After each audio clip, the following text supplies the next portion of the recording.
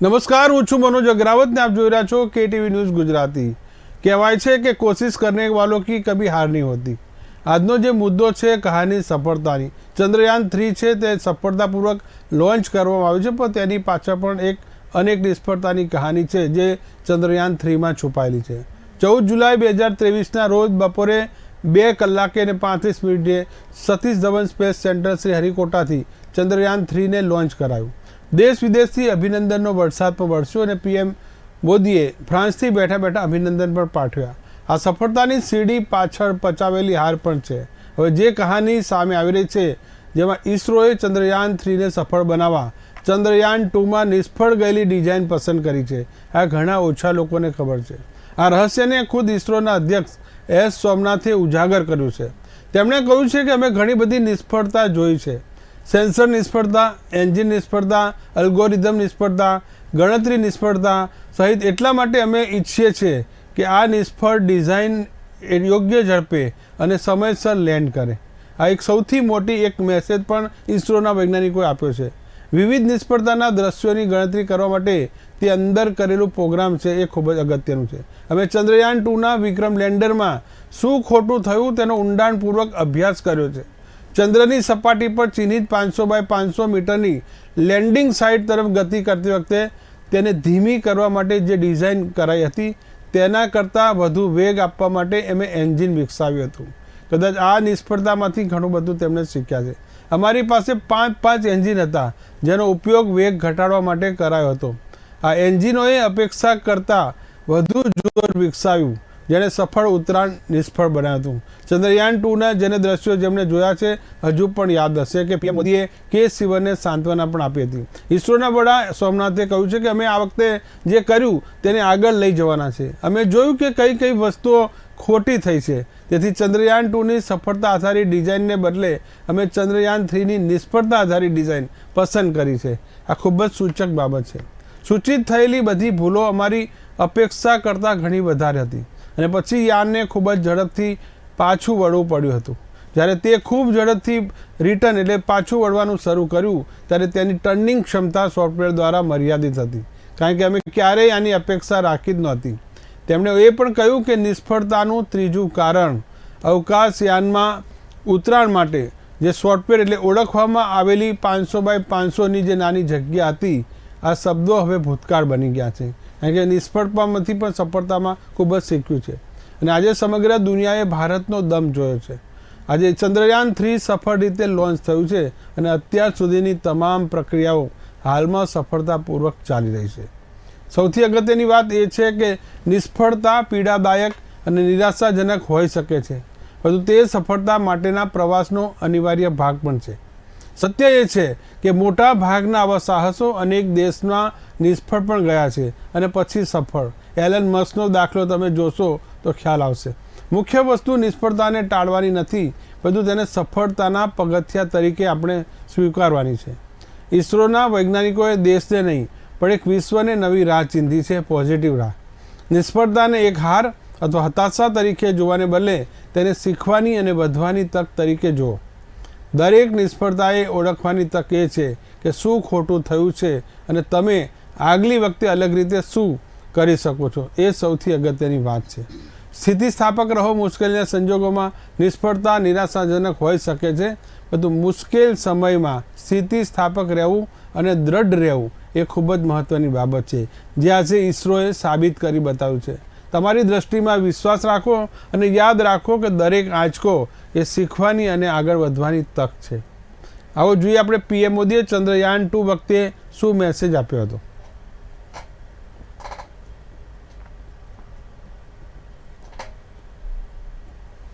चंद्रमा को छूने की हमारी इच्छा शक्ति, चंद्रमा को आगोश में लेने की हमारी इच्छा शक्ति और संकल्प और प्रबल हुआ है और मजबूत हुआ है और दृढ़ हुआ है। आज चंद्रमा को छूने की हमारी इच्छा शक्ति, चंद्रमा को आगोश में लेने की हमारी इच्छा शक्ति और संकल्प और प्रबल हुआ है और मजबूत हुआ है और दृढ़ हुआ है। आज चंद्रमा को छूने की हमारी इच्छा शक्ति, चंद्रमा को आगोश में लेने की हमारी इच्छा शक्ति और संकल्प और प्रबल हुआ है और તો આપણે ચર્ચાની શરૂઆત કરીએ કહાની સફળતાની કે જેમાં અનેક નિષ્ફળતાઓ છુપાયેલી છે. આપણી સાથે આ મુદ્દે ચર્ચા કરવા માટે અલગ અલગ મહાનુભાવો અને એક્સપર્ટ જોડાયા છે, જેમાં જ્યોતિબેન અમીન છે, રાજકીય વિશ્લેષક છે, અમારી સાથે સ્ટુડિયોમાં હાજર છે, રોઝાન ખંભાતા સામાજિક કાર્યકર, નિકુલ પટેલ પ્રોફેસર છે અને સ્મિતાબેન પંડ્યા સામાજિક કાર્યકર છે. તમામનું ખૂબ ખૂબ સ્વાગત છે.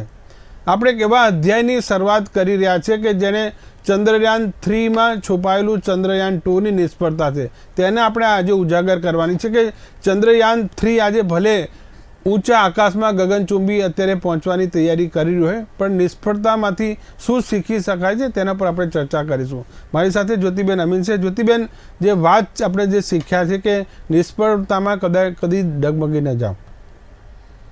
મનોજભાઈ, આમાં એવું છે કે તમે જ્યારે વિજ્ઞાનની કોઈ પણ એકલું આ રોકેટ જ નહીં પણ તમે કોઈ પણ શોધ લેશો તો એ શોધ કરતાં પહેલાં વૈજ્ઞાનિકોને ઘણી બધી નિષ્ફળતાઓનો સામનો કરવો પડતો હોય છે.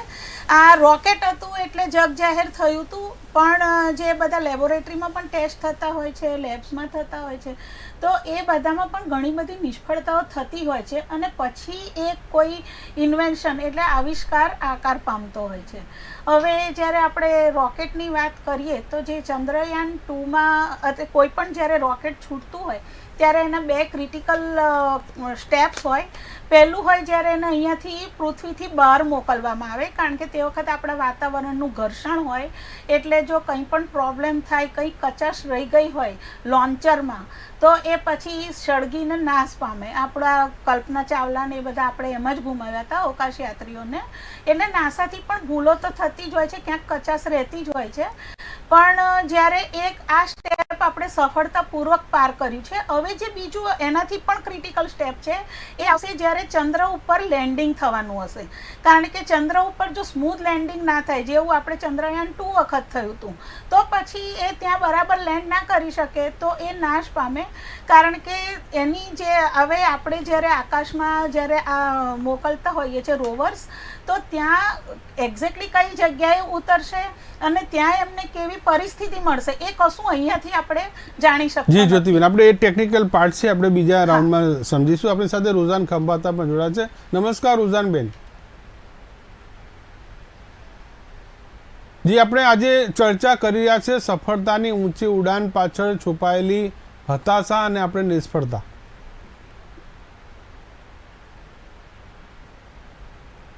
ઓડિયો મ્યુટ છે આપનો. જ્યારે આપણે ચંદ્રયાન 1 કર્યું 2008-2009માં, ત્યારે ઇમ્પોર્ટન્ટ એ હતું કે આપણે એ લુનાર ઓર્બિટ અને એક સ્પેસ પ્રોબ લુનાર પ્રોબનો મતલબ એ કે આપણે મૂનની આસપાસ જઈએ, ત્યાં ફોટાઓ પાડીએ, ત્યાંનું વાતાવરણ સ્ટડી કરીએ, મૂન પર લેન્ડ નહીં થઈએ, કારણ કે તો બહુ અઘરું હતું એ વખતે 2008-2009માં. અને આપણે એમાં સફળ થયા ચંદ્રયાન 1માં. જેમ તમે કહો, હવે આપણે આગળ વધ્યા કે આપણે સોફ્ટ લેન્ડિંગ ઓન મૂન કરશું અને એક આઈ થિંક કંઈક સાઉથ પોલ કે એવું કંઈક જગ્યાએ કરવાનું હતું. એ બહુ ડિફિકલ્ટ છે, પણ આપણે એ ચેલેન્જ લીધી એઝ અ કન્ટ્રી અને આપણે કહ્યું કે ના, આપણે કરી શકશું. અને અનફોર્ચ્યુનેટલી ઓબ્વિયસલી આપણે નજદીક ગયા, આપણે લેન્ડિંગ બી લીધું, પણ પછી ક્રેશ થયું. એટલે આપણું જે પેલું લેન્ડ જેને શું કહે, આઈ થિંક પેલું લેન્ડર ઉતર્યું મૂન પર, અને પણ આઈ થિંક ઉતર્યું બી નહીં, રોવર બી ઉતર્યું ને પછી કંઈક ક્રેશ થઈ ગયું. It is fine. એટલે આપણે ટ્રાય કર્યું અને આપણે ઓબ્વિયસલી બધાની આશા, everybody wants to be successful in life, એમાં કંઈ જ ખોટું નથી. અને આપણે બચપનથી શીખવાડ્યું છે, પડીને ઊભા થાય એને ફાઇટર કહેવાય અને જે પછી પાછું લડે એને વિનર કહેવાય. એટલે ઇમ્પોર્ટન્ટ એ છે કે આપણે એઝ અ કન્ટ્રી આપણે આ કર્યું અને આપણે ફરી ઊભા થયા. જે બી આપણી ત્રુટિઓ હતી, જેમ તમે અત્યારે સમજાવ્યું, ઓબ્વિયસલી એમાંથી બી સ્ટડી થયું. એવું નથી કે મને આઇન્સ્ટાઈન કે કોઈક એવું કહ્યું હતું કે હું જેટલી વાર ફેલ થયો છું એને હું ફેલિયર નથી ગમતો, હું શીખ્યો છું. This is what is sad.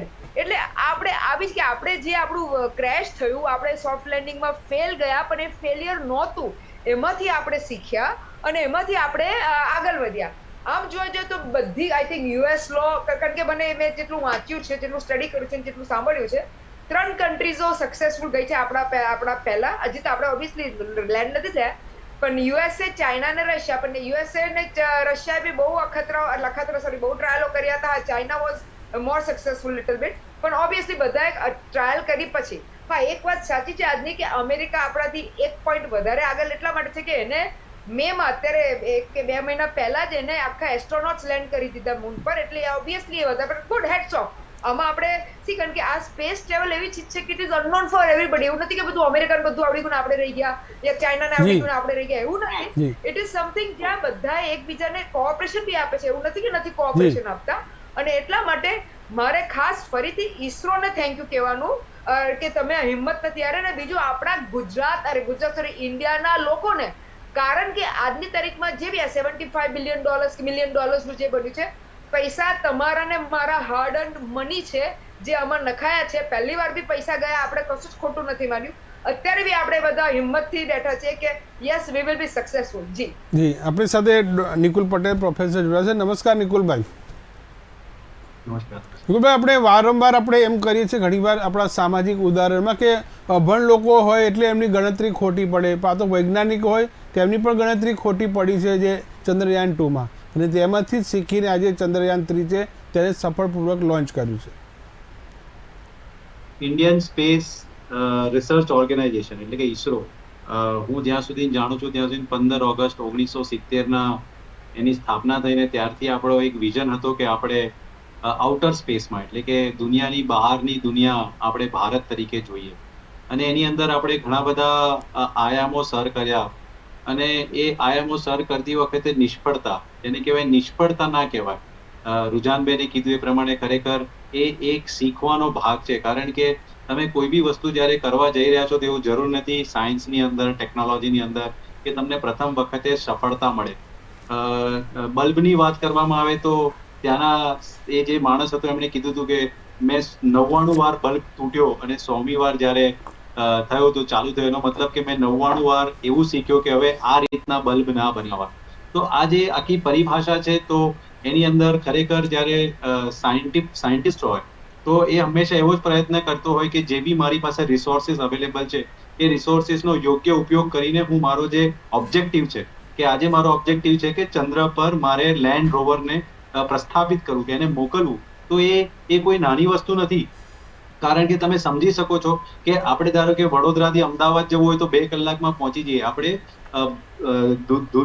ધરતી પરથી ચંદ્ર પર જવાની વાત કરીએ છીએ અને આપણે સૌએ આજે દિવસભર સાંભળ્યું કે 40 જેટલા દિવસનો સમય લાગશે ત્યાં પહોંચવા માટે. તો એ સમગ્ર ઘટનાની અંદર કેલ્ક્યુલેશન્સ, વાતાવરણ, આઉટર સ્પેસમાં શું હોય, તો ઘણા બધા એવા પેરામીટર્સ જે અચાનક, જેમ કે વાતાવરણ પલટાઈ જાય ને આપણે વરસાદ આવી જાય છે, તેવું કઈ બી ઘટના ઘટી શકે છે.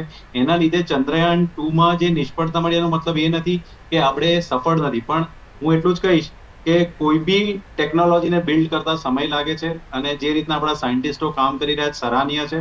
અને આજે આપણે સફળતાપૂર્વક લોન્ચ થઈ ગયું છે. હવે આપણે જોવાનું રહ્યું કે 40 દિવસ પછી એ ઘટના કઈ રીતના પરિપૂર્ણ થાય છે. અને જો આપણે સારી રીતે જે બી ટેકનોલોજીમાંથી શીખીને આપણે એને પ્રસ્થાપિત કરીને જો આપણે સફળતાપૂર્વક આપણા રોવરને ચંદ્ર પર ઉતારી શકીશું તો એ આપણે સફળતા હશે ને આપણે વિશ્વમાં ચોથા એવા દેશ હશું કે જે આ રીતની પ્રક્રિયા કરીશું, જેના લીધે આવનારા દિવસોમાં આ જ સફળતાથી આગળના બીજા જે આયામ છે આપણે સર કરી શકીશું. જી, ખૂબ જ પ્રાઉડનો મોમેન્ટ છે. જી નિકુલભાઈ, ખૂબ સરસ વાત. જી, ખૂબ જ મહત્વની વાત આપણે કીધી. અને હવે જઈશું આપણે સ્મિતાબેન પંડ્યા પાસે. સ્મિતાબેન, આજે આપણે જોયું કે 15 સેકન્ડમાં જે રીતે ચંદ્રયાન 3નું લોન્ચિંગ થયું, આ 15 સેકન્ડ પાછળ આપણા વૈજ્ઞાનિકોની 15 વર્ષની મહેનત છે. ને નિકુલભાઈ કીધું કે ધરતીથી આપણે ચંદ્ર ઉપર પહોંચવાનું છે, જે વિરાટ કદમ આપણે ભર્યું છે. શું કહેશો? ઓડિયો આપનો મ્યુટ છે, અનમ્યુટ કરો.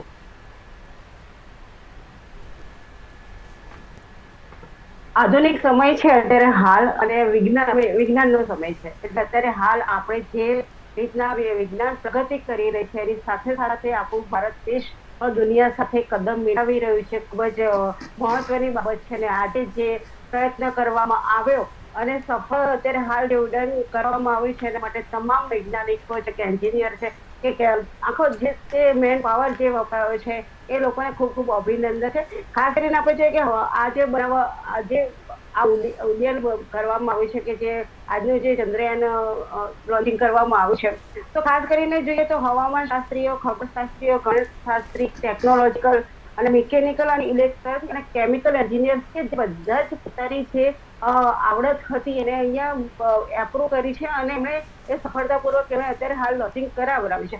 આ ચોક્કસ કે આપણે ચંદ્રયાન 2 દરમિયાન આપણે જે નિષ્ફળતા રહી હતી એ વાતને આપણે ચોક્કસ એક સફળતામાં પરિણમી છે, એ વાતને ધન્યવાદ આપવાની જરૂર છે. ખાસ કરીને આપણે જોઈએ કે ટેકનોલોજીના સમયમાં જ્યારે પણ અગાઉની ભૂલો થઈ હોય છે એમાંથી જ નવા ઇન્વેશન થતા હોય છે, નવી શોધખોળ થતી હોય છે અને એના આધારે જ દરેક બાબતમાં વિજ્ઞાન સફળતા મળતી હોય છે. અને ક્યારેય એવું નથી હોતું કે તરત જ આપણને સફળતા મળી જાય. એટલે આપણા જે દેશના વૈજ્ઞાનિકો જે રીતના અત્યારે હાલ પ્રયત્નો કરે છે આધુનિકતાની સાથે કદમ મિલાવવા માટે કે નવા સંશોધનો કરવા માટે થઈને, એ ખરેખર સારી બાબત છે. ખાસ કરીને આપણે જોઈએ કે આ જે સ્પેસમાં જ્યારે આ ઉતરશે ત્યારે જે બનાવો આપણે અગાઉ ચંદ્રયાનમાં જે જોયું છે, ઘણા બધા આખા દેશની આખા દુનિયાની નજર ત્યાં હતી કે ખાસ કરીને અમેરિકા છે, રશિયા છે અને ચીન છે કે જે મોટા પ્રમાણમાં એ લોકોએ આ રીતના પોતાના યાન મોકલેલા છે. એ દરમિયાન જ્યારે આપણે આખું આદિત્ય એર મિશન, ગગનયાન અને અત્યારે હા ચંદ્રયાન-3 આપણે મોકલ્યું છે, તો એ ખરેખર ખૂબ જ સારી બાબત છે.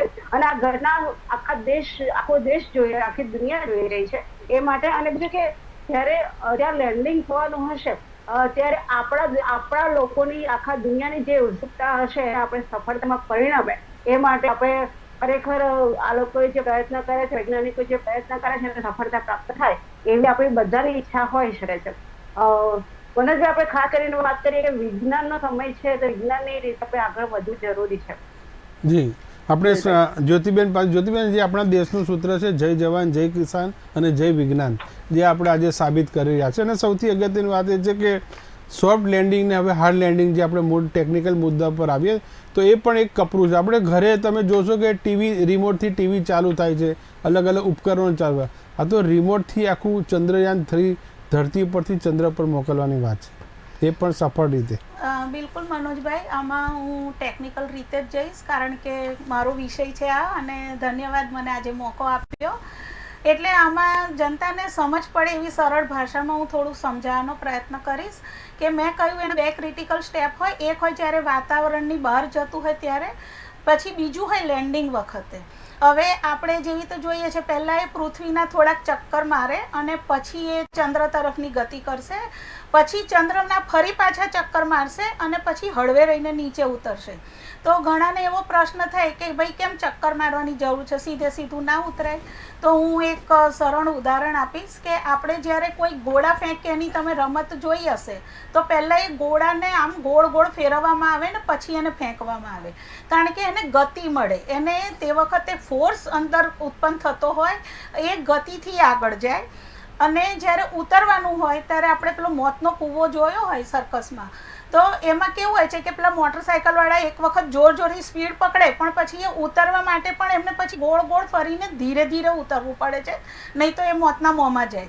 એટલે આમાં જે ફિઝિક્સના કામ કરતા હોય છે લો, એ ગતિના હોય છે. અને એ જ કારણ છે કે એક તો ગોળ ગોળ ચક્રાવો આપવામાં આવે, બીજું કે ત્યાં આગળ કઈ પરિસ્થિતિ હશે વાતાવરણની કે જમીનની એ ખબર નથી હોતી. આપણે ફક્ત અહીં અનુમાન કરીને એ વ્હીકલ આપણે તૈયાર કર્યું હોય, પછી ત્યાં કદાચ કોક વખત મિકેનિકલ ભૂલ થાય, ગણતરીમાં ભૂલ થઈ શકે, કારણ કે આ બધું આપણે અંદાજાથી કરવાનું હોય છે. અને એ જ કારણ હોય કે એક વખત અંદાજો ખોટો પડે તો એ જાણવામાં આવે. જેવી રીતે હમણાં કહેવામાં આવ્યું કે એ વખતે જે લેન્ડિંગના એન્જિન્સ હતા તો એમનો ફોર્સ થોડોક વધારે હતો અને એમાં શું થાય, એકવાર પલટી ખાઈ જાય તો પછી એનાથી ફરી ઊભું ના થવાય. એટલે એ વસ્તુ હોય કે હવે ભાઈ એનો ફોર્સ કંટ્રોલ કરવો પડશે કે આટલા ફોર્સમાં પડી ગયું હતું તો એનાથી ઓછું કરવાનું. અને એ જ કારણ હોય, તમે વિચારો કે આજે એક ફિલ્મના બજેટમાં આ લોકો એક આખું રોકેટ લોન્ચ કરીને છે ચંદ્ર સુધી પહોંચાડે છે. એટલે આપણા જે વૈજ્ઞાનિકો છે એ કેટલા મિત વ્યયથી અને કેટલી એફિશિયન્ટલી કરે છે કામ. અને એ જ કારણ છે કે જ્યારે આવું લોન્ચિંગ થાય તો આખી દુનિયાની નજર હોય, કારણ કે આપણો જે ભારત દેશ છે આપણે ત્યાં પેલી કે એની ખામી નથી બુદ્ધિમત્તાની, પણ આપણે પછી અને આપણે એવા કામ કર્યા છે. હું તમને કહું, એક આજે અત્યારે જે લોન્ચર વપરાયું છે ફેટબોય કરીને, એણે તો એક સાથે 21 સેટેલાઇટ લોન્ચ કરવાનો રેકોર્ડ કરેલો છે, જે આપણે બાહુબલી તરીકે એને ઓળખીએ. બિલકુલ. હવે આપણે રુઝાનબેન પાસે જઈએ. ફરી આપણી પાસે રુઝાનબેન, જે વાત જે જ્યોતિબેને કીધી ને, આજે એક વર્ગ એવો પણ છે કે જે ચંદ્રયાન-3ના કોસ્ટને આદિપુરુષની ફિલ્મ સાથે સરખાવે છે કે ચંદ્રયાન-3ની કોસ્ટ સમગ્ર છે 625 કરોડ રૂપિયા અને આદિપુરુષ જે ફિલ્મ બન્યું તે 700 કરોડમાં. સાહેબ, એ પહેલા મને યાદ છે આપણે ઇન્ટરસ્ટેલર કરીને મૂવી આવ્યું હતું, એ ને ચંદ્રયાન 2 ની કોસ્ટ બી સરખાઈ હતી. નાઉ તો what is the point? The point here is that કે આપણે એમ કહેવા માંગીએ છીએ કે આપણા ઈસરોએ આ જે બનાવ્યું છે બહુ સસ્તા ભાવમાં બનાવ્યું છે. આમાં બે ચીજ આવે સર. એક તો કે તમે પાર્ટ્સ, કારણ કે આ એવું નથી, ઘણા પાર્ટ્સો યુઝ થાય, ખબર પડે, મૂકી દેવામાં આવે. યુઝ થાય એટલે તમે એ કોસ્ટ ના લો અને તમે ખાલી યાનની કોસ્ટ લો તો યસ અગ્રીડ. પણ એની પાછળ જે પાર્ટ્સો યુઝ થયા, જે મહેનતો થઈ, જે માણસોની મહેનત થઈ, જે બી બધું આખું રિસર્ચ થઈ, એ આપણે નથી ગણતા. આપણે ખાલી એક ડેવલપમેન્ટ કોસ્ટ ગણીએ છીએ. અત્યારે પિક્ચરમાં આખી બધી જ કોસ્ટ ગણાય છે, ઇન્ક્લુડિંગ માર્કેટિંગ કોસ્ટ. આપણે ભૂલી ગયા કે આપણે અત્યારે આપણા નેતાઓ જે બધું માર્કેટિંગ કરી રહ્યા છે એમનું પોતાનું એ કોસ્ટ બી તમારા મારા જ માથે છે. ભલે માર્કેટિંગ એમનું થઈ રહ્યું છે. એટલે એક્ઝામ્પલ એટલા માટે આપ્યો. ભલે સારી વાત છે, એમાં કઈ એમાં નથી. ઇન્ટરસ્ટેલર વખતે બી આપણે એવી રીતે ગણીશું, આ વખતે બી ગણશું. ત્યારે પોઈન્ટ એ નથી. પોઈન્ટ અત્યારે એ થયું કારણ કે ઘણી કોસ્ટો બધું આગળ પાછળ, એટલે for me cost is not important.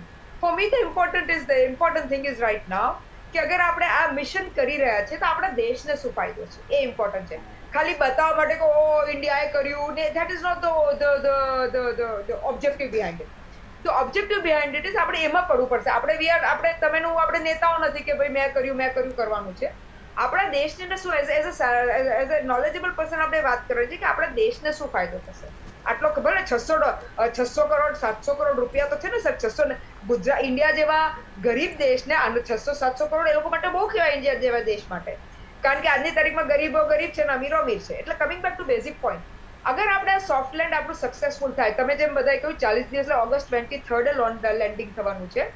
Soft લેન્ડિંગનો મતલબ એ કે જે પેલું ફાટથી પડે છે, જે બેને બી સમજાયું, એ ઇમ્પોર્ટન્ટ છે આજની તારીખમાં બી. કારણ કે એ બધી અત્યાર સુધી ખાલી 3 જ દેશ આ કરી શકી છે.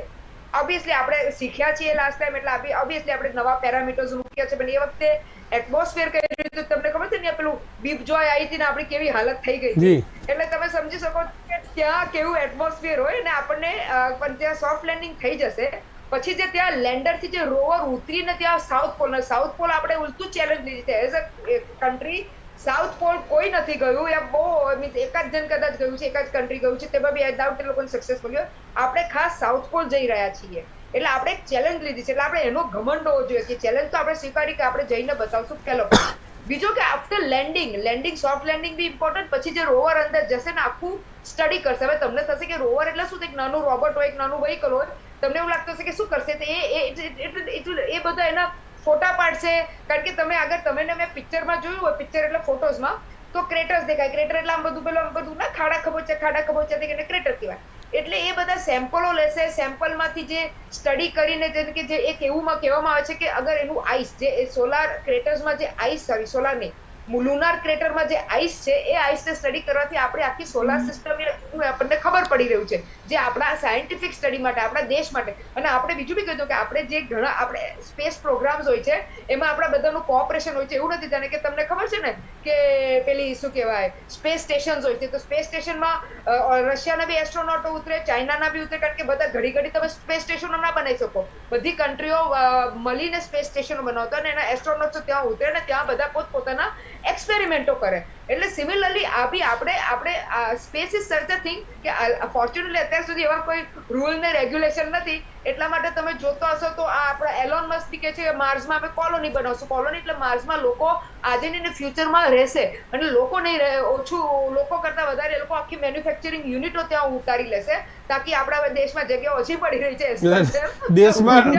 દેશમાં ટેસ્લા આવે કે ના આવે પણ એ સ્પેસમાં બનાવશે આ પ્રકારની કોલોની.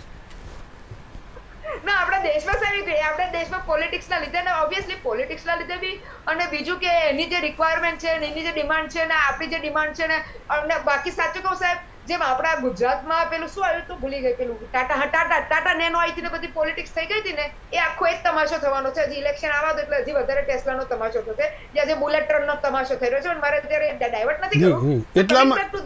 એટલા માટે આપણે ચંદ્રયાન 3 ને ક્યાંય પોલિટિકલ કલર ના લાગે તેનું આપણે ખાસ ધ્યાન રાખ્યું છે. એટલે આપણે તમે જોશો કે બધા અલગ અલગ આપણા વિદ્વાન એક્સપર્ટ લોકોને જ આપણે ડિબેટમાં બેસાડ્યા. મને થયું સાહેબ, મનોજ સર કહી દો, મને એવું લાગ્યું કે અત્યારે શું કહેવાય પીએમસી ની માલા જપવાની ચાલુ થઈ જશે કે એમના લીધે થયું. એટલે સારું છે સાહેબ તમે એવું ના કર્યું, ના તો અડધો ડિબેટ મારે એ કાઉન્ટરમાં જશે કે ભાઈ કઈ રીતે થયું. એટલે એ આખું એ પોઈન્ટ કટ થઈ ગઈ. સો કમિંગ બેક ટુ ના, એટલે હવે બેઝિક પોઈન્ટ કહેવા માંગતી હતી, એટલે આપણને એઝ અ કન્ટ્રી આપણને આ ફાયદો થઈ રહ્યો છે કે ભાઈ વી આર ગેબન જે આપણું નોલેજ છે, લેટ અસ એક્સેપ્ટ ધેટ. હા, આપણે ઇટ ઇઝ અગેન છે કે અંદર જે એ લોકોના બધા અગ્રીમેન્ટ હોય છે, થોડું આપીએ થોડું ના આપીએ, સામેવાળા બી આપે, કારણ કે અગર આજની તારીખમાં અમેરિકાના એસ્ટ્રોનોટ્સ બી ત્યાં ગયા છે, લેન્ડ થયા છે, તો કોઈ મજાક નથી સાહેબ. ઇટ ઇઝ અ વેરી, ભલે પછી ત્યાં નાસાનું બ્રેન્સ બી ઇન્ડિયન બ્રેન્સ બેઠા હોય અલગ વાત છે, પાછી આખી અલગ સ્ટોરી થશે, પણ અલ્ટિમેટલી ઇટ ઇઝ કમેન્ડેબલ. અને કોઈ બી, કારણ કે સી વી આપણે as a continent, world as a continent, we are, આપણે જે પ્લેનેટરી એક્સપ્લોરેશન કરી છે, કારણ કે સાહેબ સાચું કહું છું, તમારે મારું મગજ નહીં ચાલે. હવે જે નવું ક્વોન્ટમ ફિઝિક્સ આવ્યું છે, એટલે આપણી જે આખી જૂની થિયરી ઓફ ઇવોલ્યુશન છે ને, આખી બદલાઈ ગઈ છે.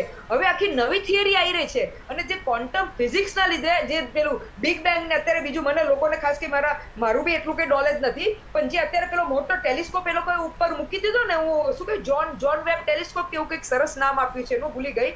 એ ટેલિસ્કોપના લીધે આપણે સાહેબ રોજ નવી ડિસ્કવરીઓ થઈ રહી છે, કે જે આપણે ગેલેક્સી સમજીએ છીએ, મેટાવર્સ સમજીએ છીએ, જે બધું સમજીએ છીએ, જે આજ સુધી શીખ્યા હતા એ બધું અલગ, એ બધું ખોટું, એટલે એ લેવલ સુધી હતું, પણ હવે આખું ડિફરન્ટ ગેલેક્સીસ છે, ડિફરન્ટ વર્લ્ડ છે, ડિફરન્ટ કોસ્મોસ છે. જી, આપ હવે નિકુલ પટેલ પણ આપણી સાથે જોડાશે. નિકુલભાઈ, જે વાત કરી આપણે રુઝાનબેને અલગ અલગ જે વિસ્તારની ને કીધું કે આખું હવે ક્લેવર છે, સાયન્સનું બદલાયું છે, શું કહેશો? ના, સાચી વાત છે. જે રીતના ટેકનોલોજી બદલાઈ એટલે જે ઇન્વેન્શન્સ થાય, કઈ પહેલા આપણે જોયું કે મિકેનિકલ ગાડીઓ હતી, આજે કારની અંદર આપણે જોઈએ છે કે એન્ડ્રોઈડ પ્લેટફોર્મ આવી ગયા છે. પહેલા કારને આપણે શું કે જાતે ચલાવતા હતા, આજે એવી ટેકનોલોજી કે કારને આપણે શું કહેવાય કે કમ્પ્યુટરથી ચલાવી શકીએ છીએ. તો ડેફિનેટલી સાયન્સનો ફ્લેવર બદલાય ઇન્વેન્શન સાથે. તો એ જ રીતના કોઈ બી ટેકનોલોજી બિલ્ડ કરવા માટે ઇનિશિયલ જે ખર્ચો લાગે, એટલે હું એમ કહીશ કે આપણે આર્યભટ્ટા જે 1975માં પહેલી વાર આપણે કોઈ સેટેલાઇટ લોન્ચ કર્યું હતું ને, એના અનુભવથી આખા વિશ્વને ખબર પડી કે ભારતના જે સાયન્ટિસ્ટ છે, કે ભારતના જે સ્પેસ એપ્લિકેશન સેન્ટર છે, કે ઈસરો જેવી સંસ્થાઓ છે, એ સક્ષમતાપૂર્વક સેટેલાઇટ્સને લોન્ચ કરી શકે છે. તો એના ભાગરૂપે આજે આપણે જોઈ શકીએ છીએ કે હવે વિશ્વના બીજા દેશો બી અને ઇવન વિકસિત દેશો પોતાના સેટેલાઇટ્સ ઇન્ટરનેશનલ ઉપર સેટેલાઇટ્સને અવકાશમાં લોન્ચ કરવા હોય તો આપણા ત્યાં એ લોકો આપે છે. એનો મતલબ એવું કે આપણે સૌથી સસ્તામાં સસ્તું વધારેમાં વધારે પે લોડ લઈ જઈ શકીએ છીએ. તો એના આપણને પૈસા મળે છે. એવો જ હું બીજો ઉદાહરણ આપીશ કે ભાભા એટોમિક રિસર્ચ સેન્ટર એક ન્યુક્લિયર પાવર પ્લાન્ટ જોડે જોડાયેલી સંસ્થા છે. અત્યાર સુધી આપણે રિએક્ટર હંમેશા રશિયાથી લેતા હતા, કાં તો ન્યુક્લિયર સપ્લાયર્સ ગ્રુપ જોડેથી લેતા હતા. પણ આપણે કોન્ફિડન્ટલી કહી શકીએ છીએ કે ભાભા એટોમિક રિસર્ચ સેન્ટરે કાકરાપાર અણુ મથકની અંદર પોતાનું ઇન્ડિજિનિયસ રિએક્ટર બનાવી અને એને કમર્શિયલી ચાલુ કર્યું છે. એનો મતલબ એવો કે આપણે સાયન્ટિસ્ટો પુરવાર કરી દીધું કે આપણે બી પોતે રિએક્ટર બનાવી શકીએ. તો હવે એ રિએક્ટર ટેકનોલોજી આપણે જ્યારે બીજા દેશોને વેચીશું તો આપણે એમાંથી આવક થશે. એ જ રીતના ચંદ્રયાન 3 નો જે પ્રોજેક્ટ છે, કદાચ ઇનિશિયલી આપણને એવું લાગતું હોય કે ભાઈ આટલા રૂપિયા થાય, પણ એ આપણું એક ઇનિશિયલ ઇન્વેસ્ટમેન્ટ છે. કારણ કે ભવિષ્યની અંદર લોકો એવી વાતો કરી રહ્યા છે કે જ્યારે પૃથ્વી પર જીવને કોઈ જોખમ હશે તો લોકો શું કહેવાય કે લોકો સ્પેસમાં જઈને રહેશે. તો મૂન એક એવું ડેસ્ટિનેશન છે જે લોકો વિચારી રહ્યા છે કે આવનારા દિવસોમાં ત્યાં લોકો જઈને રહી શકશે. એના માટે થઈને જ આ રીતના પ્રોજેક્ટ થતા હોય છે કે ભાઈ ત્યાં શું જીવન જીવવા માટેના પરિબળો છે, ત્યાં જીવન જીવવા માટેનું વાતાવરણ છે. તો આ જે ઇન્વેસ્ટમેન્ટ ગણો, ખર્ચો ગણો, એક પ્રાઉડ લેવાની મોમેન્ટ ગણો, બધું જ ગણો, પણ આવનારા દિવસોમાં હું એટલું કહીશ કે સાયન્સ જે રીતના ડેવલપ થઈ રહ્યું છે તો વિશ્વની અંદર આપણે પાછળ નથી. અને આપણે એવું કહી શકીએ કે વિશ્વના જે સાયન્ટિસ્ટો છે એમાં આપણા ભારતીય સાયન્ટિસ્ટોએ જે રોલ પ્લે કર્યો છે અને જે આજે લોકોને જે એના લાભો મળી રહ્યા છે, તો એ સીધે ને સીધો અલ્ટિમેટલી દેશને એક પ્રાઉડ ફીલ મોમેન્ટ છે. અને હું તમારા માધ્યમથી આવા દરેક સાયન્ટિસ્ટ, એન્જિનિયર્સ, જે લોકો બી આમાં સીધે રીતે કે આડકતરી રીતે જોડાયેલા હોય, તો દરેક લોકોનો આની અંદર ભાગીદારી છે ને આપણે અત્યારે પ્રાઉડ લેવાની મુવમેન્ટ છે. કારણ કે આવનારા દિવસોમાં આ ટેકનોલોજીથી આપણા દેશને શું ફાયદો થવાનો છે એ આપણે કહી નથી શકતા અત્યારે, પરંતુ અત્યારે આટલા 2 એક્ઝામ્પલ તો મેં તમને કહી દીધા કે આજે આપણે વિશ્વભરના સેટેલાઇટ્સ સૌથી ઓછા ખર્ચામાં અને સૌથી વધારે પેડ લોડ લઈ જવા માટે આપણે સક્ષમ છે. અને હવે ન્યુક્લિયર રિએક્ટર ટેકનોલોજીની અંદર બી આપણે ન્યુક્લિયર રિએક્ટર પ્રસ્થાપિત કરીને લોકોને ટેકનોલોજી વેચી શકીશું. તો આપણી એક આવક ઊભી થશે. જી, બસ એટલું જ કહીશ કે ખુશીનો માહોલ છે, ખુશીનો માહોલ છે અત્યારે. જી, એટલે એક વાતમાં અનેક વાતો છુપાયેલી છે ચંદ્રયાન 3 પાછળ, જે આપણે ખૂબ જ ગર્ભિત ઇશારો કર્યો આપણા સ્મિતાબેન પંડ્યા પાસે. સ્મિતાબેન, જે વાત કરી ચંદ્ર પર કોલોની, એક બીજી રીતે કે બોલિવૂડના તમે ગીતો જોશો 40-50 વર્ષના, તો તેમાં પણ ચાંદ ઉપર રહેવાનો ઉલ્લેખ છે દરેક ગીતોમાં. કદાચ આ બોલિવૂડના લેખકોને પહેલેથી ખ્યાલ આવશે કે આ જમાનો આજે નહીં તો 50 વર્ષ પછી આવશે. આજે આપણે આ સ્થિતિ જોઈ રહ્યા છે. ચોક્કસ આપણે ફિલ્મ જગત બીજું કઈ આપણે જોઈએ એમાં તો ચાંદ અને તારાની ઘણી બધી વાતો થઈ છે કે ચાંદ તારા તોડી લાવો ને ઘણી બધી વાતો હોય છે. એ બાબત માટે તો એક એવી વસ્તુ છે કે એક ઇમોશનલ વસ્તુ કે લાગણીની પોતાની રજૂઆત કરી કે વ્યક્તિ સાથે કેવી રીતે એને વાત કરવી, એ બાબત ફક્ત એ અરૂપ હોય છે કે રૂપક હોય છે વસ્તુ. એટલે એ અત્યારે હાલ આપણે જોઈએ કે આપણે જે વૈજ્ઞાનિકો છે અને તમામ ક્ષેત્રના એક્સપર્ટ છે, એ લોકોનો સદૈવ સાથ અત્યારે આપણને ચાંદ સુધી પહોંચાડ્યા છે આપણને. એ બાબત માટે પણ અત્યારે હા ફિલ્મ જગત કે જે વિચારો હતા કે જે હતું એ બાબતે અત્યારે હાલ સાચું પડતું હોય એવું પણ લાગે કે આપણા વૈજ્ઞાનિકો એ કામ કરી રહ્યા છે. દેશ અને દુનિયાના દરેક વૈજ્ઞાનિકો છે અને એ રીતના એ પોતાના સંશોધનો કરી રહ્યા છે કે જે દેશ અને દુનિયામાં યોગ્ય રીતે એને કામમાં લાવી શકાય. એટલે આ બાબત એવી છે કે જયારે વિજ્ઞાન અને ટેકનોલોજીનો સાથ લેવામાં આવે છે ત્યારે ખરેખર એક સફળતા મળતી હોય છે. એટલે સફળતા કયા ક્ષેત્રમાં હોય છે પણ આપણે ઘણા બધા ક્ષેત્રોમાં એનો ઉપયોગ કરતા હોય છે. શિક્ષણના ક્ષેત્ર છે કે પછી એને આપણે મેડિકલ ક્ષેત્રે છે કે બીજા એન્જિનિયરિંગના ક્ષેત્રે આપણે જો સંશોધનો કરી શકતા હોય છે. એ ઘણું બધું ઉપયોગી હોય છે. આપણે સ્પેસમાં જયારે જવાની વાત હોય, ચંદ્ર ઉપર જવાની વાત હોય કે અહીંયા જયારે માનવ જાતને જયારે કોઈ હાનિ પહોંચવાની હોય કે એના નિકટ પરિસ્થિતિ આવે ત્યારે ત્યાં જઈને કેવી રીતના ત્યાં રહી શકે, એ બધા અત્યારના સંશોધનો જે છે ખરેખર કામમાં આવશે. દરેક વસ્તુ કાયમી નથી હોતી. અત્યારે હાલ આપણી ભૌગોલિક પરિસ્થિતિ છે કે પ્રમાણે આપણે જોઈએ તો આ બધા સંશોધનો યોગ્ય રીતે કામમાં આવશે એ તો જરૂરી છે. પણ સાથે સાથે એ બાબત ચોક્કસ છે કે આ જે ટેકનોલોજીનો વિકસાવવાની ખાસ જરૂર એટલા માટે છે કે ભવિષ્યમાં આપણું જે પૃથ્વી કે સૃષ્ટિ જે વાત આપણે કહીએ છીએ એને કોઈ હાનિ ના પહોંચે પણ એને બચાવવાની આપણે ક્ષમતા પ્રાપ્ત કરીએ એ જરૂરી છે. જી, આજે ન્યુક્લિયર ફિઝિકલ જે આપણે જ્યોતિબેન વાત કરીએ, જ્યોતિબેન આજે ઘણા બધા કેટલા લોકોની અજ્ઞાનતા હતી, અજ્ઞાનતા બી જરૂરી છે. એમણે કહ્યું કે આજે ચંદ્રયાન 3 ગયું તો કેટલા લોકો અંદર આપણા સાયન્ટિસ્ટ ગયા છે. ઘણા લોકોને એવો પણ સવાલ કરી રહ્યા હતા. બીજું કે જ્યારે આ રોકેટ 1, 2, 3 બાહુબલીનો આખો જે સેટ છે એ ઉપર જઈને રોકેટ પાછું આવતું હશે કે પછી ત્યાં તૂટી જતું હશે. આવા ઘણા બધા સવાલો છે જે કેટીવીના ન્યૂઝના દર્શકો જાણવા માંગે છે. જે લોન્ચર હોય છે એ પાછા આવતા હોય છે કારણ કે મલ્ટિપલ યુઝ માટે બનેલા હોય અને જે ત્યાં આગળ રોવર ઉતર્યું હોય એ પછી ત્યાં આગળ એનું કામ કર્યા કરે અને પછી એનો જ્યારે આવરદા પૂરી થાય તો પછી એ ત્યાં પોતાની જાતે જ પછી ગુમ થઈ જાય. એટલે નષ્ટ તો ના થાય કારણ કે ત્યાં નષ્ટ કરવા માટેના એવા પરિબળો હાજર ના હોય પણ એની બેટરી લાઈફ કોઈક રીતે બંધ થઈ જાય. આપણે મંગળયાનમાં જોયું તો મંગળયાનમાં એને ધાર્યા કરતાં બહુ વર્ષો સુધી એને આપણને ફોટા મોકલ્યા અને જે ઘણી બધી માહિતી જે દુનિયાને પણ નહોતી ખબર એટલે આપણું સૌથી વધારે મંગળયાન ચાલ્યું હતું.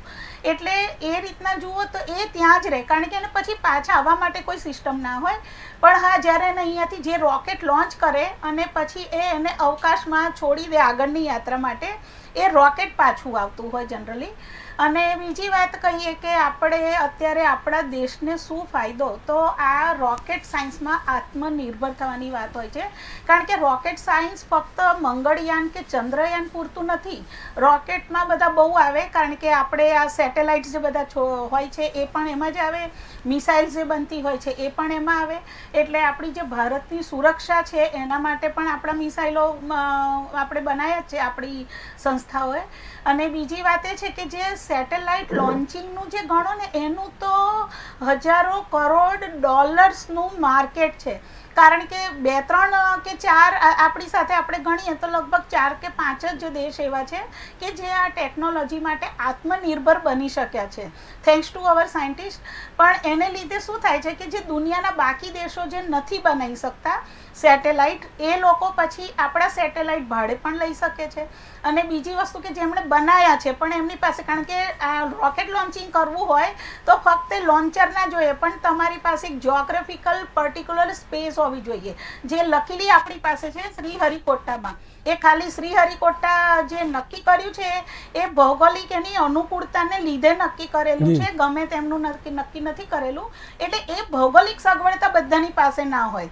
હવે જ્યારે એમાં ચીન, અમેરિકા અને રશિયા ઓલરેડી છે જ આ લોન્ચિંગમાં અને આપણે જે ચોથા એન્ટર થયા, હવે આપણે શું થાય કે આપણા સાયન્ટિસ્ટોએ સસ્તામાં બનાવ્યા, એટલે આપણે સસ્તામાં એમને લોન્ચ કરી આપીએ, એટલે ઓબ્વિયસલી માર્કેટનો ઘણો બધો મોટો હિસ્સો આપણને મળે, કારણ કે છેલ્લે કોમ્પિટિટિવ રેટ કોઈ પણ સરકાર જોતી હોય કોઈ પણ દેશની, એટલે એ આપણને એક વધારાની ઇન્કમ થાય. અને બીજું કે આપણે સુરક્ષા માટે, કે કારણ કે આજે સેટેલાઇટ સુરક્ષા માટે પણ બહુ જ જરૂરી છે. આપણે જ્યારે પોખરણના ધડાકા કર્યા હતા ત્યારે આપણે અમેરિકાના સેટેલાઇટ્સને ધત્તા બતાવી હતી, પણ એવી જ રીતે આપણા સેટેલાઇટો દ્વારા આપણે જે માહિતી મેળવતા હોય, ઓબ્વિયસલી એ ગુપ્ત હોય એટલે પ્રજા સુધી ના પહોંચતી હોય, પણ આપણે બધા પણ ઘણી બધી ગુપ્ત માહિતીઓ સેટેલાઇટથી જ લાવીએ છીએ. બીજું કે અત્યારે જેટલી સંચાર વ્યવસ્થા છે ફોનની, એ બધી સેટેલાઇટના થ્રુ ચાલે છે, જીપીએસ સેટેલાઇટના થ્રુ ચાલે છે. એટલે સેટેલાઇટ જે આપણું આખું આ ભવિષ્ય છે, હજારો કરોડ ડોલરનો માર્કેટ છે, એમાં પણ આપણે આત્મનિર્ભર બન્યા છીએ, અને એમાં તો આપણે એકચ્યુઅલી કમાવાની તક પણ ઊભી કરી છે, એ રીતે કહી શકાય. એટલે મોટા વિશાળ દ્વાર આપણે કોમર્શિયલ રીતે સ્પેસ સેન્ટરમાં અને સ્પેસ દ્વારા પણ ખોલ્યા છે. આપણે રૂઝાનબેન એક ઓફબીટ વાત જે આજે અને ચંદ્રયાન 2માં પણ જોવા મળે છે, 3માં, કે જ્યારે તમે કોઈ પણ લોકાર્પણ હોય, કોઈ પણ મેદાનમાં કોઈ ટ્રોફી લોન્ચ થતી હોય, કોઈ પણ એક મોટું કામ થતું હોય, તો ત્યાં તમામ લોકો તમે જોશો કે સૂટ બૂટમાં હાજર હોય છે. જ્યોતિબેન, જે વાત આપણે આજ કર્યા કે જે વૈજ્ઞાનિકોની જે શાલીનતા જે આજે આપણે જોવા મળી રહ્યા છે, જ્યારે જે સોમનાથ જે ઇસરોના ચેરમેન છે તેમનું તમે વક્તવ્ય સાંભળો, જે રોકેટ જેમણે બનાવ્યું છે મોહનકુમાર, તેમનું પણ ઇન્ટરવ્યૂ આપણે બતાવ્યું હતું. મોહનકુમારની પણ શાલીનતા તમે જો કે પૂરા શબ્દો પણ બોલી નહોતા શકતા ને એકદમ સરળ રીતે તેઓ આટલો મોટો જે ક્રેડિટ લેવાની વાત છે છતાંય તેમણે ક્રેડિટ ના લીધી. મનોજભાઈ, વૈજ્ઞાનિકો એવા જીવ છે કે જે પોતાની શોધમાં જ રચ્યા પચ્યા રહે, એ લોકોને બહુ પબ્લિક રિલેશન્સમાં ફાવે નહીં, અને જે ખરેખર સાયન્સને વરેલું છે તમે જોશો કે આધ્યાત્મિક પણ હોય છે. એટલે તમે જેટલા પણ મોટા સાયન્ટિસ્ટોને જાણતા હશો, એ લોકો, એટલે પેલા ધાર્મિકની વાત નથી કરતી, આધ્યાત્મિકતાની વાત કરું છું. એ લોકો ઈશ્વરને માને છે. કેમ? કારણ કે જ્યારે તમે વિશાળ બ્રહ્માંડ સાથે પનારો પાડતા હોય, તમે એનું સ્ટડી કરતા હોય, તો ખરેખર બહુ અચંબો થતો હોય છે કે આટલું બધું કેવી રીતે બધું છે, અને એમાં આપણી પૃથ્વી પર જીવન શક્ય બન્યું છે. એટલે એ જ બહુ મોટો મિરેકલ છે. હવે અત્યારે જે કહેવાય છે કે ચંદ્ર પર ભવિષ્યમાં વસાહતો થશે, લેટ મી ટેલ કે એ બધી જસ્ટ કલ્પનાની વાતો છે, કારણ કે ત્યાં આગળ જીવનને સર્વાઈવ થવા જેવું હજી વાતાવરણ નથી મળ્યું. કારણ કે જીવનને સર્વાઈવ થવા ના ફક્ત પાણી જોઈએ પણ વનસ્પતિ પણ જોઈએ, એટલે એ બધું ત્યાં હજી અઘરી વસ્તુ છે. પણ હા, એ ચોક્કસ થઈ શકે કે ભવિષ્યમાં જ્યારે પૃથ્વી પર જમીન ઓછી પડશે, વસ્તી એટલી વધી જાય, તો આપણે ઉદ્યોગ ધંધા કદાચ ત્યાં શિફ્ટ કરી શકાય, કારણ કે ઘણી બધી જગ્યાએ આપણા ઉદ્યોગ ધંધાઓને પર્યાવરણના પરિબળો નડતા હોય છે, તો એવા કદાચ ઉદ્યોગો ત્યાં આગળ શિફ્ટ કરી શકાય.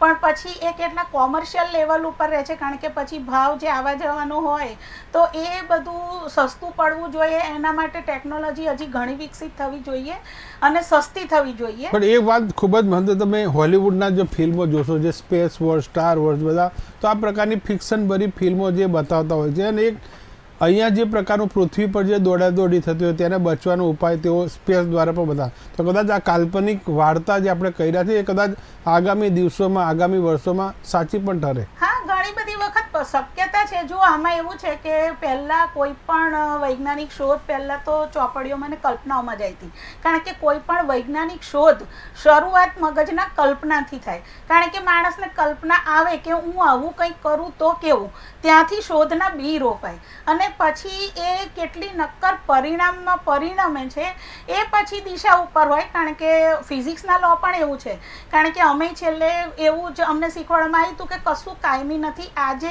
જે થિયોરી સાચી છે, કાલે કદાચ એ ખોટી પણ પડે, કારણ કે વિજ્ઞાન એટલે શું, તમે ધીમે ને ધીમે વધારે, અને હજી ઘણી બધી વસ્તુ એવી છે કે જે અલૌકિક ગણાય છે, એટલે છે ખરી, પણ વિજ્ઞાન પાસે એનો જવાબ નથી. એટલે વિજ્ઞાન સતત જવાબ શોધે છે, એ સતત પ્રક્રિયા છે, એમાંથી સતત નવું કંઈક જાણવા મળે, અને અત્યાર સુધી જે નજરથી અજાણ્યું હતું એ પણ જાણવા મળે, ત્યારે પછી થિયોરી બદલાઈ જતી હોય. એટલે એવી જ રીતે છે કે પહેલાં, એટલે આ અણુ પરમાણુ એટમથી વાત ચાલુ કરીએ તો એ આખી પહેલાં પરમાણુ ને એટમ સૌથી નાનો ગણાતો હતો, પછી ખબર પડી કે એમાં તો ઇલેક્ટ્રોન ને ન્યુટ્રોન ને પ્રોટોન પણ હોય છે. હવે ખબર પડી કે ન્યુટ્રોન પ્રોટોન કરતાં નાના ક્વોન્ટમ્સ હોય છે, એની અંદર ક્વોન્ટમ હોય છે.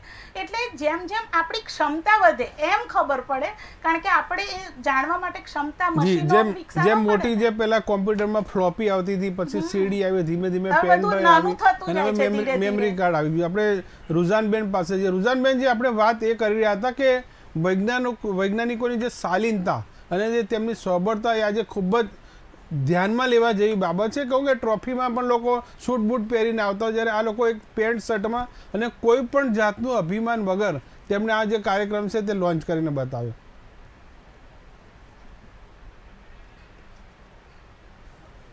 ઓડિયો મ્યુટ છે આપનો રુઝાનબેન.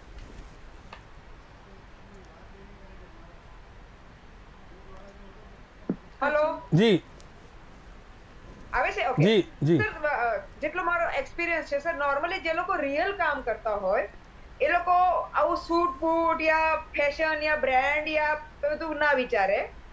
આ ઈસરોમાં જે બધા સાયન્ટિસ્ટો છે એ લોકો સર વાસ્તવિકતાથી નજદીક છે. તો મેં એક ચીજ નોટ કરી, ભલે એ લોકો સાયન્ટિસ્ટ છે, વિજ્ઞાનમાં ભરોસો રાખે છે, આટલું બધું સાયન્સ ભણ્યા છે, પણ તો બી કાલે એ લોકો મંદિર ગયા હતા એ આશીર્વાદ પરંપરા. હા, હું બહુ I am feeling very proud about it. Proud એટલા માટે છે કે આપણે આપણું કલ્ચર, આપણી જે શું કહેવાય આપણું જે રૂટ છે કે ભાઈ ભગવાન, ભલે સાયન્સ છે તમને મને ખબર છે, જે આપણે અહીંયા દર્શક મિત્રો સાંભળી રહ્યા છે એ લોકોને બી કહું કે આપણે અત્યાર સુધી શું કર્યું હતું, સાયન્સને અલગ કરી દીધું હતું અને રિલિજનને અલગ કરી દીધું. એકચ્યુઅલી સાયન્સ ને રિલિજનનું ગોલ એક જ છે. એ લોકો થોડી અલગ અલગ ભાષા બોલે છે અલ્ટિમેટલી, કારણ કે કોઈ બી રિલિજનમાં તમને પોઝિટિવ એનર્જી, નેગેટિવ એનર્જીની વાત થશે. કોસ્મોસ બી એનર્જીની વાત કરે છે, વાઇબ્રેશન્સની વાત કરે છે. તમે આપણા રિયલ લાઈફમાં બી જોશો રિલિજનના યા ફાયર, અમે જેને કે વી આર ફાયર વર્શિપર્સ, તો ફાયર વાઇબ્રેશન્સ આપે છે, એનર્જી આપે છે. યુ નો એવરીથિંગ અરસપરસ છે. સાયન્સ આખું પ્રૂવ કર્યું છે કે બંને જોડે સાથે કામ કરે છે, બંનેનો ઓબ્જેક્ટિવ એક છે. લોકોને અગર ઈચ્છા હોય તો ઘણી બુક્સો છે. એક મેં બુક વાંચી હતી, the physics of God. The physics of God એટલે તમે સમજી શકો છો કે ભગવાન બી આવ્યું ને ફિઝિક્સ બી આવ્યું, કે બંનેનું મેલ કેવી રીતે થાય છે. કહેવાનો હેતુ શું છે સાહેબ, કે આ બધા લોકો જાણે છે, એ લોકોનું સાયન્સ ક્યારે ક્વોન્ટમ ફિઝિક્સ કહે છે કે ભાઈ એવરીથિંગ ઇઝ વન, અને એ લોકો એટલે ભગવાનને જઈને એક એનર્જીને એ લોકોએ પ્રે કરી છે. ભલે તમે એને કોઈ ભગવાનનું નામ આપો, હું કંઈક ભગવાનનું નામ આપું, તમે કંઈક ભગવાનનું નામ આપો. આ લોકોને કહેવું જરૂરી છે, કારણ કે અત્યારે આપણા દેશમાં બધું ભગવાનના નામે બધું ઘણું આડું થાય છે. એટલે લોકોને સમજવાનું જરૂરી છે કે yes there is an energy, there is a cosmic energy જે આ કરે છે. પહેલો પોઈન્ટ. બીજો ઇમ્પોર્ટન્ટ પોઈન્ટ કે સાહેબ જ્યારે આ ચીજ એટલે તમારું જે સૂટ બૂટ વાળો અમે આન્સર આપી દીધો. બીજો ઇમ્પોર્ટન્ટ પોઈન્ટ કે સાહેબ જ્યારે આપણે કરી રહ્યા છીએ તો એક ચીજ આપણે કદાચ થોડું ફોકસ કરું કે ઇન્ડિયામાં 140 સ્ટાર્ટઅપ્સ છે સ્પેસ માટેના. તમને શું લાગે છે કે ઇન્ડિયા પાસે શું કહેવાય આની શું કહેવાય યુથ નથી જે આના પર કામ કરી શકે?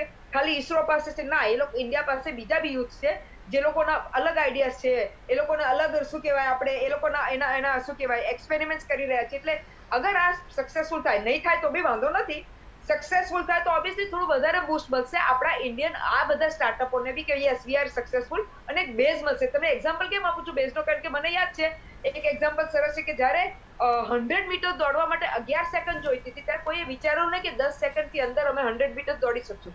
જ્યારે પહેલા એક માણસનું નામ ભૂલી ગઈ છું, એને 100 મીટર 10 સેકન્ડની અંદર દોડી, પછી લોકોને કોન્ફિડન્સ આવ્યો, પછી 9 સેકન્ડ, 8 સેકન્ડ ને 7 સેકન્ડમાં આપણે 100 મીટર દોડીએ છીએ. કહેવાનો હેતુ છે કે જેટલું આપણે આમાં આગળ વધશું ચંદ્રયાનના એક્ઝામ્પલથી, તો એનાથી આપણને કોન્ફિડન્સ વધશે કે આપણો દેશ આમાં આગળ આપણા સ્ટાર્ટઅપ્સો બી કામ કરી શકશે. બીજું સાહેબ એક સાંભળવા જેવી ચીજ કહું છું, આપણું મગજ કામ નહીં કરશે કે આપણે સાયન્સમાં આપણે એટલે એઝ વર્લ્ડની વાત કરું છું, એટલા આગળ આવી રહ્યા છે કે મેં જે જેમ્સ વેબ ટેલિસ્કોપની જે વાત કરી એ બહુ મોટી ચીજ છે. અને સર તમે સમજી શકો છો કે એમાં એટલો પાવર છે કે એ 13 બિલિયન લાઇટ યર્સ ટ્રેવલ કરીને જોઈ શકે છે. એટલે તમે સમજી શકો છો કે આપણું સાયન્સ ક્યાં પહોંચી ગયું છે. એટલે કે I mean as a nation, as a this thing, તો એટલે એઝ અ વર્લ્ડ. એટલે ઇટ ઇઝ ઇમ્પોર્ટન્ટ સર કે આપણે હવે as a India also when we are claiming, કારણ કે આજની તારીખમાં આપણે ફિફ્થ ઇકોનોમીમાં આવી ગયા છે, બરોબર છે, 5th લાર્જેસ્ટ ઇકોનોમીમાં આવી ગયા છે. હવે યુ ડોન્ટ એક્સપેક્ટ કે આપણાથી જે આગળ ઇકોનોમીઓ છે એટલે ચાઇના અને અમેરિકા સિવાય એ લોકો ભલે એટલે જાપાન એ બધી નાની કન્ટ્રીઝ છે અને એ લોકોને એટલું બધું સ્પેસમાં એમાં ઇન્ટરેસ્ટ નથી, પણ એઝ અ કન્ટ્રી ઇન્ડિયા આપણને એમાં ઇન્ટરેસ્ટ છે. અને હવે એક સારી પોઈન્ટ હજી એ થઈ છે કે જ્યારે જો બિડન અત્યારે આપણા પીએમ શ્રી મળ્યા હતા, ત્યારે જો બિડને કીધું કે હવે આપણે જે સાથે જે ઇન્ટરનેશનલ સ્પેસ સ્ટેશન પર, મને હજી યાદ છે હું નાની હતી ત્યારે પેલું સારે જહાં સે અચ્છા પેલું બોલ્યા હતા આપણા એસ્ટ્રોનોટ નું નામ જી. ભૂલી ગઈ છું. રાકેશ રાકેશ શર્મા. આર્મસ્ટ્રોંગ, હા, હા. રાકેશ શર્મા શાહ. સારે જહાં સે અચ્છા રાકેશ બોલ્યા હતા. શર્મા. પછી આપણે પછી આપણે સ્પેસ સ્ટેશન એટલે ઇન્ટરનેશનલ સ્પેસ સ્ટેશન મેં કહું ને એ નથી જઈ શક્યા. પણ હવે આપણે આપણી જે સંધિ થઈ છે, અગ્રીમેન્ટ થયા છે યુએસ જોડે, એટલે આપણા અહીંથી હવે એસ્ટ્રોનોટ્સ તૈયાર કરવામાં આવે છે જે ઇન્ટરનેશનલ સ્પેસ સ્ટેશન પર જઈ અને જે ઇન્ડિયા રિલેટેડ એક્સપેરિમેન્ટ જે કરવા, એટલે જે કોસ્મોસ રિલેટેડ એક્સપેરિમેન્ટ કરવાના છે. એટલે I would always see this ને I would always take it this way કે આ આખા સ્પેસમાં દેર ઇઝ નો કોમ્પિટિશન, વર્લ્ડનું કોઈ જ કોમ્પિટિશન નથી.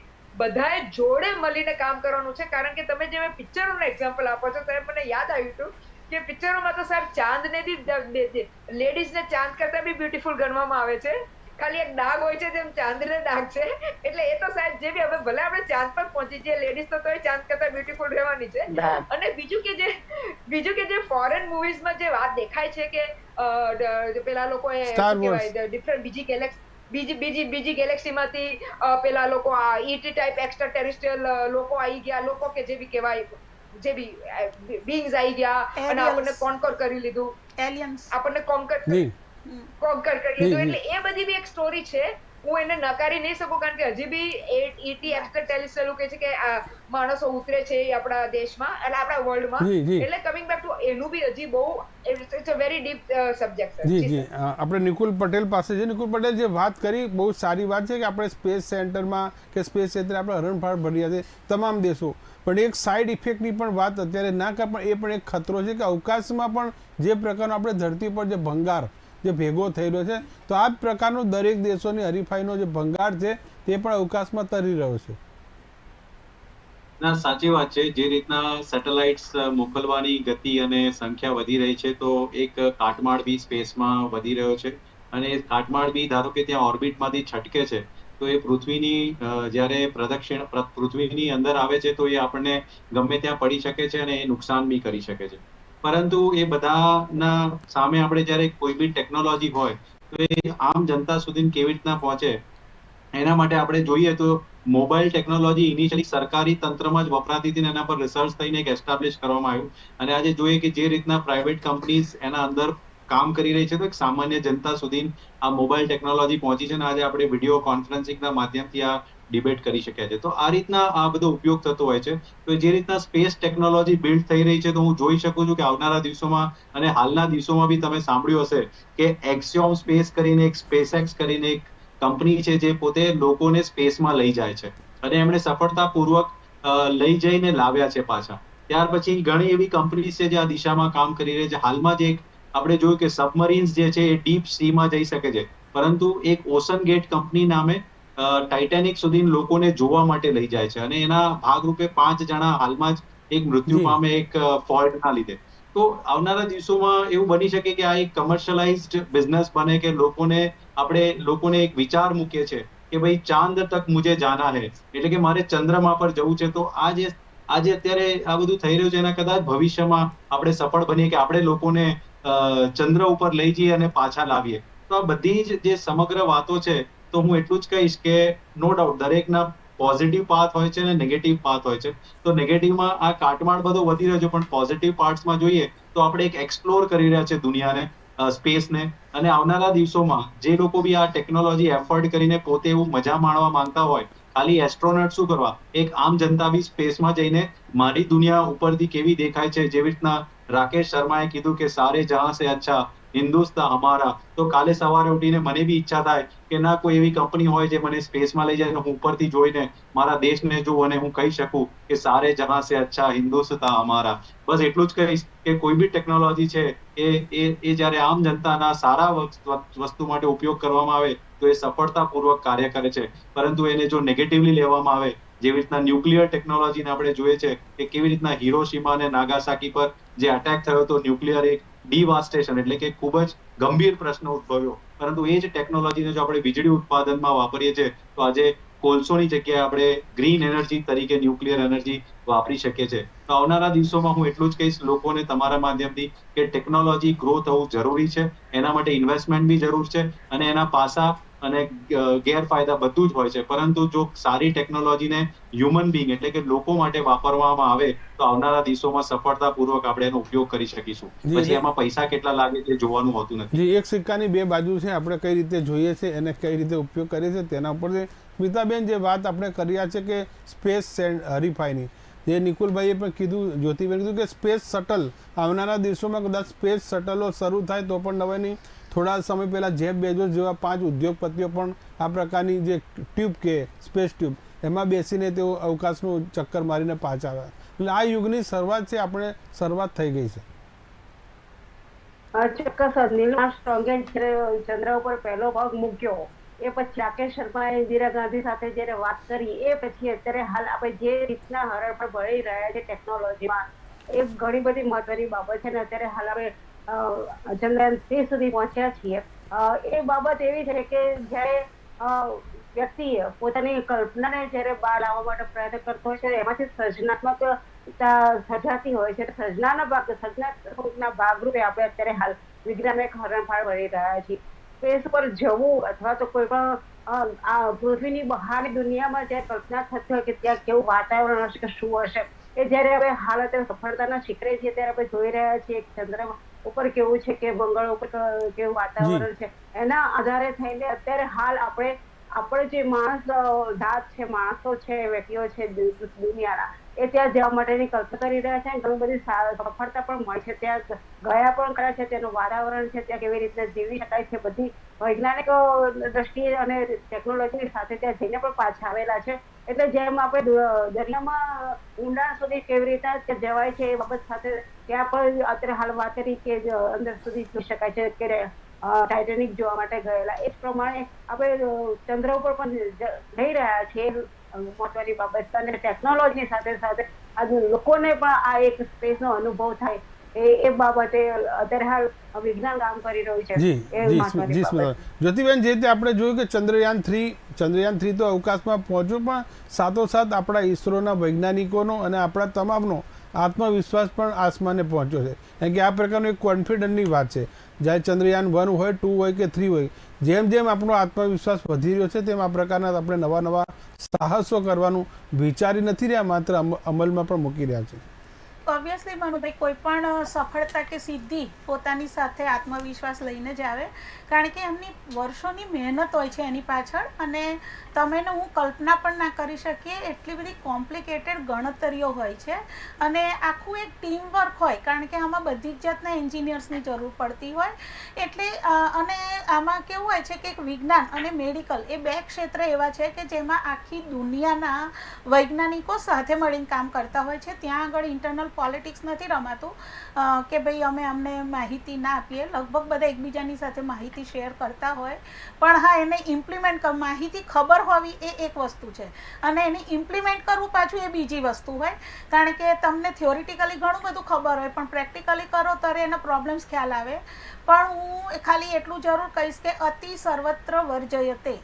કારણ કે જ્યારે આ તમે હમણાં ધ્યાન દોર્યું કે સેટેલાઇટના ભંગાર બધા બહુ ફરવા માંડ્યા છે, એ મારી પણ ચિંતાનો વિષય છે જ. કારણ કે આપણી માણસ જાત એવી છે કે એક વખત લાલચમાં આવે પછી ઊંધું ગાલીને એમ કે પછી બધું કરવા માંડે છે, આગળ લાંબા વિચાર નથી થતા. એટલે જતે દિવસે અત્યારે જ કેવું છે કે બધા સેટેલાઇટ જુદા જુદા બધાને એક ઓર્બિટ્સ આપવામાં આવે છે, એમાં બધા ફરતા હોય, એટલે અત્યારે એક્સિડન્ટના ચાન્સ ના હોય. પણ જ્યારે અતિ થઈ જાય ત્યારે પછી એવી શક્યતા પણ વધી જાય કે ત્યાં કદાચ ઉપર એક્સિડન્ટ્સ થાય અને પછી કદાચ એને લીધે બે દેશ લડે પણ ખરા. એટલે એક લિમિટ રહે એ બહુ ઈચ્છનીય છે, કારણ કે અતિ તો પછી દરેક જગ્યાએ નુકસાન કરે જ છે. ખૂબ જ મહત્વની વાત કીધી કે જેમ જે હરીફાઈ છે ઉપર પણ હરીફાઈ થઈ શકે, અને તમામ દેશોએ મળીને પછી જેમ દેશનું બંધારણ છે એ પ્રકારનું બંધારણ અવકાશ માટે પણ ઘડવું પડે, તેના પણ નીતિ નિયમો બનાવવા પડે. ખૂબ ખૂબ આપનો આભાર, જે તમામ મહત્વના સૂચનોને એવી જાણકારી જે આપી કે જે KTV ન્યૂઝના દર્શકોને ખૂબ જ ઉપયોગી થઈ પડશે. કહાની સફળતાની, જે સફળતા પાછળ જે વૈજ્ઞાનિકોની મહેનત, 15 સેકન્ડમાં છોડાયેલું ચંદ્રયાન 3 પાછળ 15 વર્ષની ઈસરોના વૈજ્ઞાનિકોની મહેનત છે, તેને પણ આપણે સેલ્યુટ કરવી જરૂરી છે. નમસ્કાર.